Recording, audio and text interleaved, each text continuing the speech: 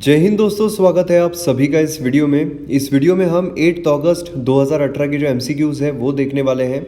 ये एमसीक्यूज़ बहुत इंपॉर्टेंट है आपकी प्रिपरेशन के लिए। आप इसे किसी भी वे में ले सकते हो, as a test series, as a revision, लेकिन ये बहुत फ़ायदेमंद रहेंगे आपकी एग्ज़ाम के लिए। इस वीडियो को आपके सामने प्रेजेंट करूँगा मैं, मयूर मोगरे। हमारे पेन ड्राइव और टैबलेट कोर्सेस अवेलेबल है अलग अलग एग्ज़ाम्स के लिए, तो फर्दर इन्फॉर्मेशन के लिए आप विजिट कर सकते हो इस वेबसाइट पर, या फिर इन नंबर्स पे कॉल करके आप फर्दर इन्फॉर्मेशन पा सकते हो। और अगर आपके दिमाग में कोई भी डाउट आता है तो आप मुझे फेसबुक या फिर इंस्टाग्राम पर पूछ सकते हो, और वीडियो अपडेट्स के लिए आप फेसबुक पर मुझे फॉलो कर सकते हो।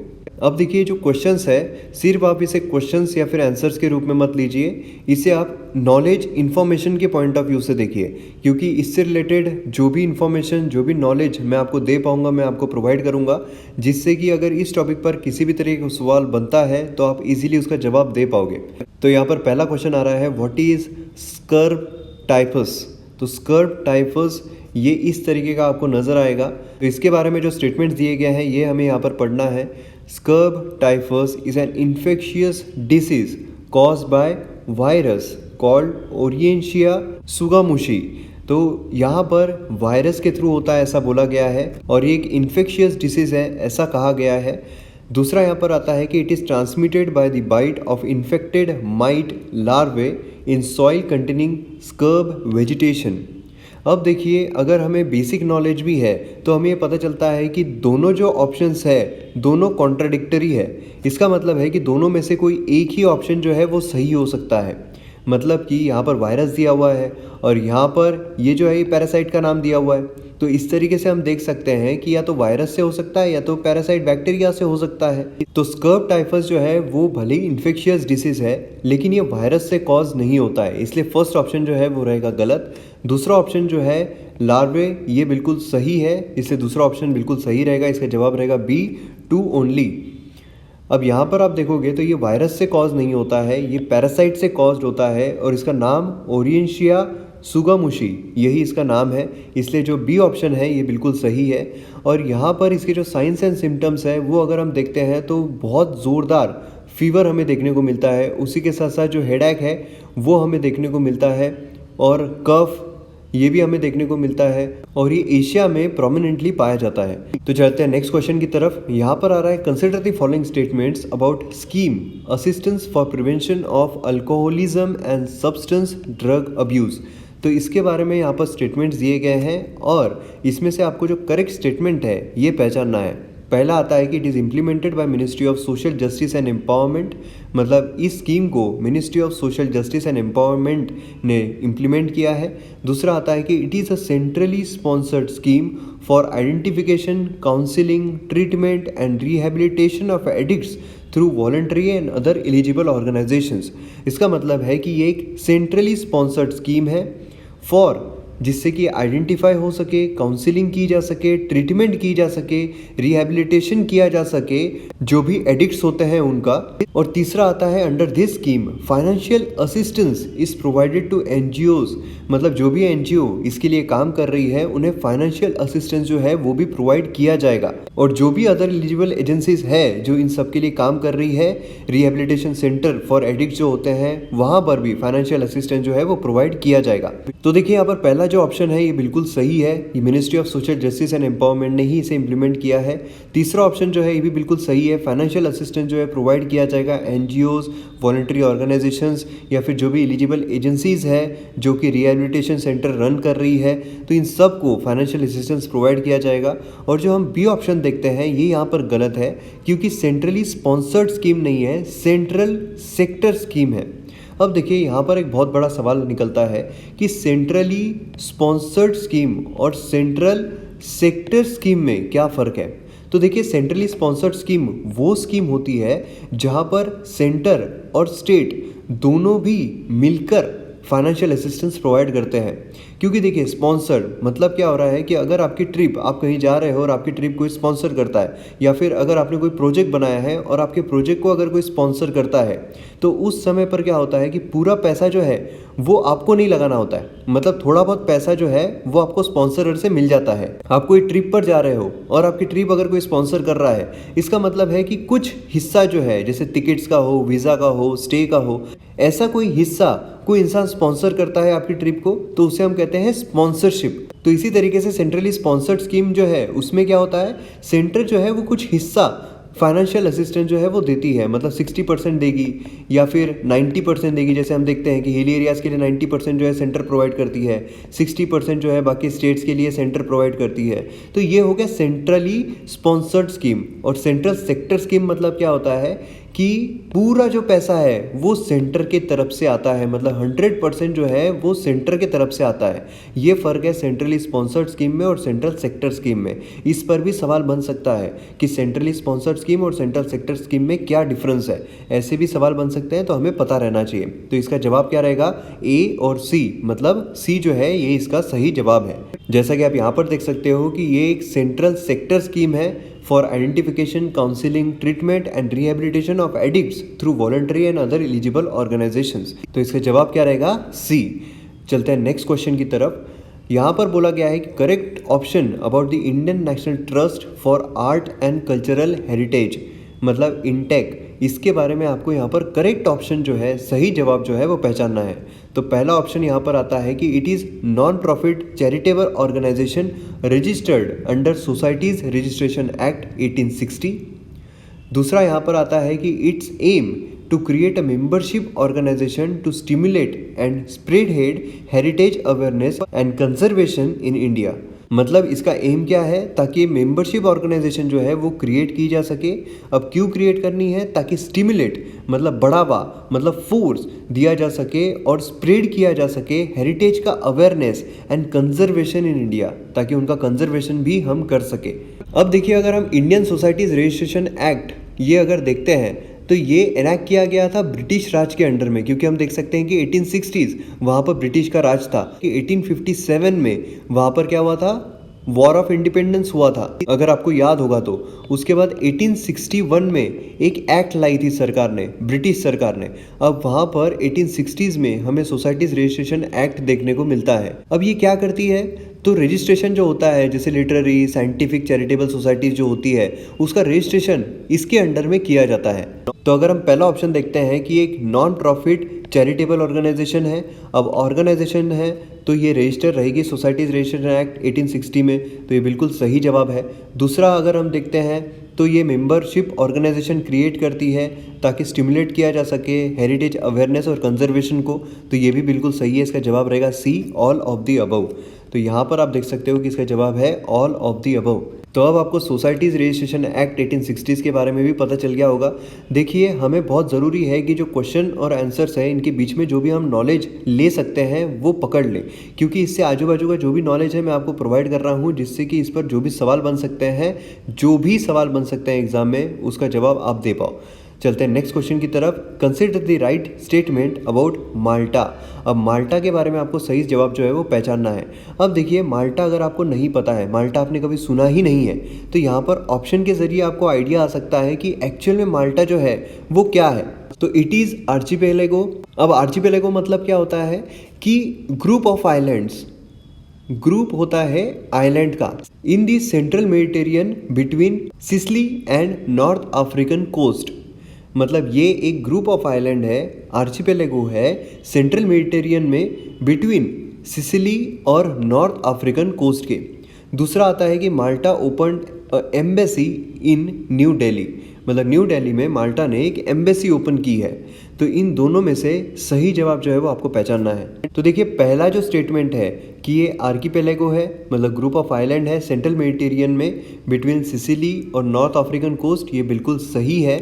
और अगर हम दूसरा स्टेटमेंट देखते हैं तो यहाँ पर एम्बेसी जो है माल्टा ने ओपन नहीं की है, तो एक हाई कमीशन ओपन किया है दिल्ली में माल्टा ने। तो ये जो स्टेटमेंट रहेगा ये गलत है, इसका जवाब रहेगा ए ओनली। तो देखिए माल्टा को हमें मैप पर देखना पड़ेगा, क्योंकि ऐसे हम इमेजिनेशन में देखेंगे तो हमें समझ में नहीं आएगा। तो अगर हम मैप पर देखते हैं तो यहाँ पर हमें माल्टा जो है वो नजर आता है। तो यहाँ पर आप माल्टा देख सकते हो, ये है मेडिटेरियन सी। क्योंकि जब हम मैप देखते हैं तो हमारे दिमाग में वो जो इमेज है वो छप जाती है और उस वजह से हम इजीली जो जवाब है वो दे सकते हैं। तो बढ़ते हैं हम नेक्स्ट क्वेश्चन की तरफ। कूड्स, अब यहाँ पर देखिए कूड्स के बारे में सवाल पूछा गया है। Kurds generally consist of 4 parts of Middle Eastern countries considered as Greater Kurdistan. Choose the region which is not a part of it. अब देखिए यहाँ पर क्या बोला गया है, कूड्स जो है ये 4 पार्ट्स मिडिल ईस्ट कंट्रीज के ऑक्यूपाई करते हैं, जो कि एक ग्रेटर कुर्दिस्तान बनता है, जिसे कंसिडर किया जाता है। ऐसा ग्रेटर कुर्दिस्तान कोई देश नहीं है, लेकिन एक रीजन जो है उसे कंसिडर किया जाता है। तो कौन सा रीजन इसका पार्ट नहीं है इन ऑप्शंस में से, ये आपको यहाँ पर बताना है। तो देखिए south eastern Turkey, northern Iraq, north western Iran, northern Syria और नदर्न लेबनान।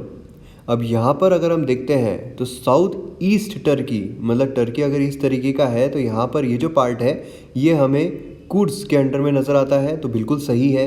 इराक अगर हम देखते हैं तो उसका जो नॉर्दर्न एरिया है वो भी इसमें कंसिडर किया जाता है। नॉर्थ वेस्टर्न ईरान ये भी इसमें कंसिडर किया जाता है। नदर्न सीरिया अगर हम देखते हैं तो वो भी इसमें कंसिडर किया जाता है। और अगर हम लेबनान देखते हैं तो वो इसमें कंसिडर नहीं किया जाता है। ये भी हम मैप में देखने की कोशिश करते हैं। तो ये आप देख सकते हो, ये जो रीजन है ये पूरा कंसिडर किया जाता है कुर्दिस्तान। तो यहाँ पर आप देख सकते हो कि साउथ ईस्टर्न टर्की जो है वो ऑक्यूपाई हो जाता है, और जो इराक का नदर्न पार्ट है वो यहाँ पर कंसिडर हो जाता है। सीरिया का भी नॉर्थ ईस्टर्न पार्ट जो है कंसिडर हो जाता है, और यहाँ पर नदर्न और वेस्टर्न पार्ट जो है ईरान का वो भी यहाँ पर आ जाता है। लेकिन लेबनान अगर हम देखते हैं तो वो इसमें नहीं आता है। तो इस तरीके से इसका जवाब क्या रहेगा, तो ई रहेगा, नदर्न लेबनान इसमें कंसिडर नहीं होता है। अब इनकी जो लैंग्वेज है वो है कुर्दिश, और बहुत सारे कुर्द जो है वो बायलिंगुअल या फिर मल्टीलैंग्वेज होते हैं, मतलब 2 लैंग्वेज बोलने वाले या मल्टी लैंग्वेज, मतलब काफ़ी ज़्यादा लैंग्वेज बोलने वाले, जैसे कि अरेबिक, पर्शियन, टर्किश। और अगर हम इनकी पॉपुलेशन देखते हैं तो साउथ वेस्ट एशिया जो है इसमें हमें टोटल 30 मिलियन कुर्द जो है वो देखने को मिलते हैं। उसी के साथ साथ 2 मिलियन से ज़्यादा जो डायस्पोरा है इनका हमें देखने को मिलता है। और टर्की में अगर हम इनकी पॉपुलेशन देखते हैं तो 18 to 20% जो है वो हमें कुर्ड्स देखने को मिलते हैं टर्की में। वही अगर हम इराक की बात करते हैं तो 15 to 20% हमें कुर्ड्स देखने को मिलते हैं। 9% सीरिया में हमें कुर्ड्स देखने को मिलते हैं। तो ये पूरी कुर्ड्स की इंफॉर्मेशन है। चलते हैं नेक्स्ट क्वेश्चन की तरफ। Consider the following statements under स्वदेश दर्शन स्कीम।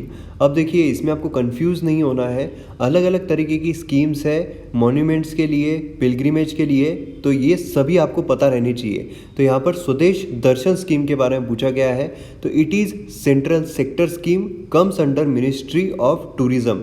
अब देखिए सेंट्रल सेक्टर स्कीम है, सेंट्रली स्पॉन्सर्ड स्कीम है, ये सभी स्कीम्स के बारे में आपको पता रहना चाहिए, क्योंकि ये एक बेसिक स्टेटमेंट होता है जो कि एग्जाम में पूछा जाता है। तो यहाँ पर क्या बोला गया है कि ये जो है ये एक सेंट्रल सेक्टर स्कीम है जो कि मिनिस्ट्री ऑफ टूरिज्म के अंडर में आती है।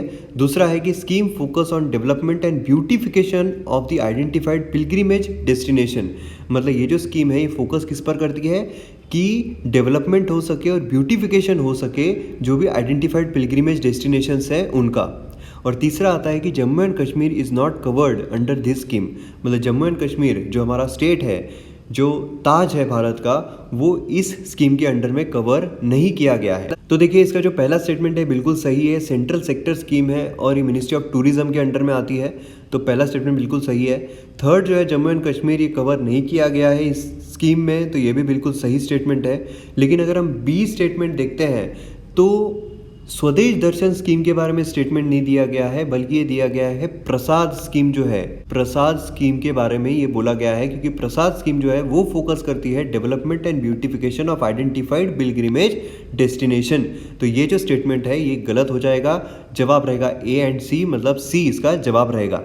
तो यहाँ पर मिनिस्ट्री ऑफ टूरिज्म ने लगभग 77 प्रोजेक्ट जो है जिसकी कॉस्ट लगभग 6000 करोड़ के आसपास आती है 30 स्टेट्स और यूनियन टेरिटरीज में, तो ये ऑलरेडी सैंक्शन कर दिया है। और इसी के साथ साथ नॉर्थ ईस्ट सर्किट जो है वो भी यहाँ पर आ गया है। इसमें अगर हम सर्किट देखते हैं टोटल 13 के आसपास सर्किट्स हमें देखने को मिलते हैं, जैसे कि नॉर्थ ईस्ट इंडिया सर्किट है, बुद्धिस्ट सर्किट है, हिमालयन सर्किट है, कोस्टल सर्किट है, उसी के साथ साथ कृष्णा सर्किट यहाँ पे हमें देखने को मिलता है, उसी के साथ साथ डेजर्ट सर्किट देखने को मिलता है, ट्राइबल सर्किट देखने को मिलता है, रूरल सर्किट हमें देखने को मिलता है, रामायण सर्किट हमें देखने को मिलता है, हेरिटेज सर्किट देखने को मिलता है, वाइल्ड लाइफ सर्किट देखने को मिलता है। तो ऐसे 13 के आसपास सर्किट जो है हमें देखने को मिलते हैं। और जैसा कि मैंने बोला था, ये सेंट्रल सेक्टर स्कीम है, मतलब 100% जो पैसा है वो सेंटर की तरफ से आएगा। तो जैसा कि आप यहाँ पर देख सकते हो, मेन इन्फॉर्मेशन जो है वो यहाँ पर है। मैंने बाकी पूरी इन्फॉर्मेशन जो है आपको बता दिया हूँ। स्पिरिचुअल सर्किट जो है उसमें कुछ वेरियस रिलीजियस और स्पिरिचुअल डेस्टिनेशन जो है स्टेट और यूनियन टेरिटरी के, उसका डेवलपमेंट भी किया जाएगा। तो ये जो सर्किट्स मैंने आपको बताए हैं उसके बारे में भी आपको नॉलेज रहना चाहिए, इन्फॉर्मेशन रहनी चाहिए। चलते हैं नेक्स्ट क्वेश्चन की तरफ। Which of the following is tributaries of Brahmaputra river system from south bank is. आपको ट्रिब्यूटरीज जो है ब्रह्मपुत्रा के उसके बारे में पता रहना चाहिए। तो ब्रह्मपुत्रा नदी जो है उसके ही बारे में आपको पता रहना चाहिए, क्योंकि अभी काफ़ी न्यूज़ में भी है चाइना के वजह से भी। तो इसका ओरिजिन जो है आपको कहाँ देखने को मिलता है, तो मान सरोवर कहाँ पर है, ये तिब्बत में, वहाँ पे इसका उगम होता है। और वहाँ पर इसका नाम ब्रह्मपुत्रा ही होता है क्या, तो नहीं होता है, संगपो इसका नाम होता है। मतलब स्पेलिंग क्या है, TSANGPO, ये रिवर का नाम है। जब उगम होता है तो ये नाम होता है। उसके बाद ये इस तरीके से फ्लो होते हुए आती है और अरुणाचल प्रदेश जो है, हमारा अरुणाचल प्रदेश, वहाँ से यू टर्न लेती है और इस तरीके से भारत में प्रवेश करती है। और इसकी अगर लेंथ देखते हैं हम तो 2899 किलोमीटर के आसपास देखने को मिलती है। और अगर हम ये देखते हैं कि कौन से ग्लेशियर से ओरिजिनेट होती है, तो ग्लेशियर का भी नाम है अंगसी। तो ये भी आपको ध्यान में रखना है। और जब ये बांग्लादेश में जाती है तो तीस्ता रिवर जो है उसे ज्वाइन करती है। तो ये इन्फॉर्मेशन है ब्रह्मपुत्रा रिवर के बारे में। तो साउथ बैंक की जो ट्रिब्यूटरी है उसके बारे में आपको बताना है। तो इसका जवाब क्या रहेगा, चंपामती, पगलाडिया, जियाढाल और कोपिली। तो इसका जवाब जो है वो है डी, कोपिली। तो यहाँ पर आपको ट्रिब्यूटरी जो है वो नजर आएगी नॉर्थ बैंक और साउथ बैंक की। तो जियाढाल ये नॉर्थ बैंक की है, सुबनसिरी, सियांग, कामेंग, धनसिरी, तो ये सारे जो ट्रिब्यूटरीज है ये सारे नॉर्थ बैंक के हैं। जैसे कुछ इंपॉर्टेंट ट्रिब्यूटरीज है जैसे मानस है, तो ये सारे ट्रिब्यूटरीज आपको पता रहने चाहिए। उसी के साथ साथ साउथ बैंक के हम देखते हैं तो न्योडियांग, उसी के साथ साथ दिबांग, कोपिली, डिगरू, तो ये जो है ये साउथ बैंक के हैं। और ट्रिब्यूटरीज जो है हमें पता रहनी ही चाहिए। जो भी हमारे देश में रिवर सिस्टम है उसकी ट्रिब्यूटरीज हमें पता रहना चाहिए, क्योंकि किसी भी तरीके के सवाल जो है वो बन सकते हैं। और अगर आप यूपीएससी में देखोगे तो मैप बेस्ड क्वेश्चन ये काफ़ी ज़्यादा निकलते हैं। दक्षिण गंगा कौन सी रिवर को कहा जाता है, तो वो कहा जाता है गोदावरी रिवर को। गोदावरी रिवर का उगम कहाँ से होता है, तो महाराष्ट्र से होता है, आपको पता ही होगा। तो इस तरीके से जितनी भी रिवर सिस्टम है उसके बारे में हमें पता रहना चाहिए। तो ये है हमारे वीडियो का एंड। अगर आपको वीडियो पसंद आता है तो आप शेयर ज़रूर कीजिए, लाइक और कमेंट भी ज़रूर कीजिए। मिलते हैं हम अगले वीडियो में। जय हिंद।